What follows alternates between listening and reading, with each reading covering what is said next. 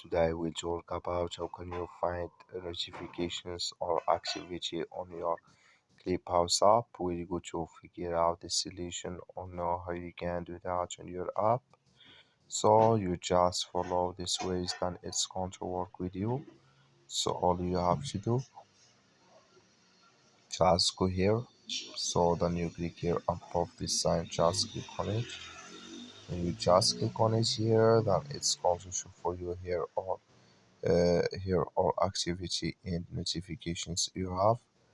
Then here can you find it if you have it here. So it's going to show for you like this.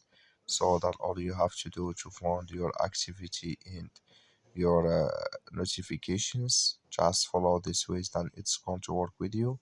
Thank you for watching. Don't forget to support us by like and subscribe.